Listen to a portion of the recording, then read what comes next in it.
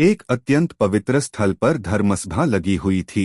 उच्च व्यास पीठ पर विराजमान एक तेजस्वी ब्राह्मण ने कथा का शुभारंभ करते हुए गंभीर वाणी में कहा, हे श्रोतागण, जो भी मनुष्य भगवान शिव और देवी सती के इस पावन विवाह प्रसंग को सुनता है, वह संसार में समस्त इच्छित आनंद को प्राप्त करता है और अंत में मोक्ष का भागी बनता है।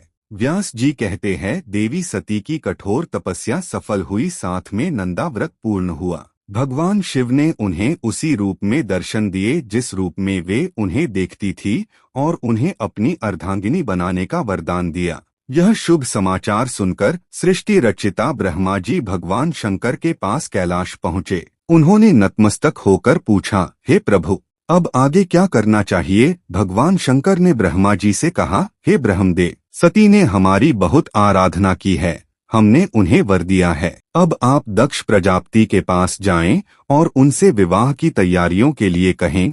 शिव की आज्ञा पाकर ब्रह्मा जी तुरंत दक्ष प्रजापति के भवन पहुँचे और शिव का संदेश सुनाया। यह सुनकर दक्ष का हृदय हर्ष से भर गया। उन्होंने तुरंत रत्नों से जड़ी एक थाली मंगवाई और उसमें विवाह का लगन रखकर आदर सहित शिवजी के पास भेज दिया। जब यह लगन कैलाश पहुंचा तो नंदी सहित सभी शिवगण अत्यंत प्रसन्न हुए और नाचते गाते भगवान शिव को यह शुभ समाचार सुनाया। विवाह का दिन आया। भगवान शिव ने दूल्हे का रूप धारण किया। वे नंदी पर सवार हुए।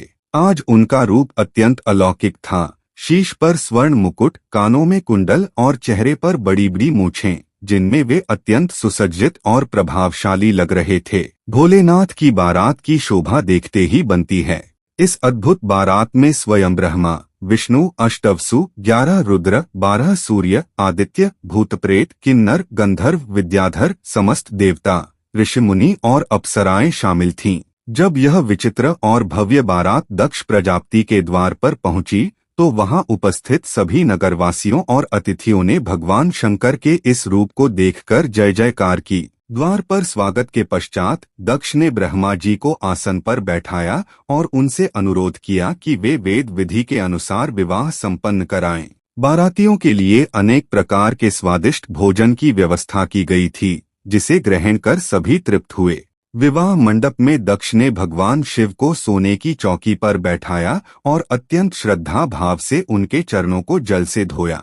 इसके पश्चात सर्वांग सुंदरी देवी सती को मंडप में बुलाया गया। मंगल वाद्य यंत्र बजने लगे। शुभ मुहूर्त में राजा दक्ष और उनकी पत्नी प्रसूति ने सती का कन्यादान किया और सती शिव के हाथों पर हल्दी का लेपन किया।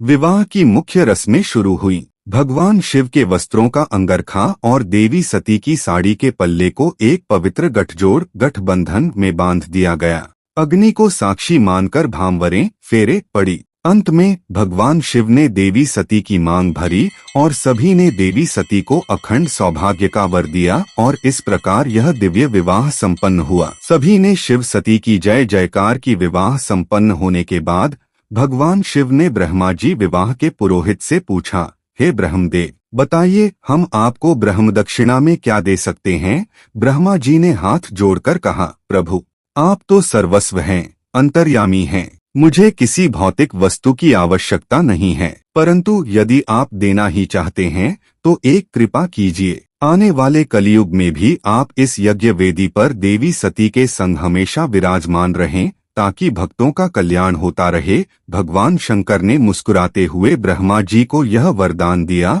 और कहा, तथास्तु। इसके बाद विदाई की बेला आई। देवी सती अपने माता पिता से विदा हुई और भगवान शंकर अपनी बारात लेकर सती के साथ कैलाश पर्वत पर पहुँचे। भगवान विष्णु, ब्रह्मा जी और अप्सराओं ने नवदंपति का भव्य स्वागत किया। शिव और सती को एक स्वर्ण सिंहासन पर बैठाया गया।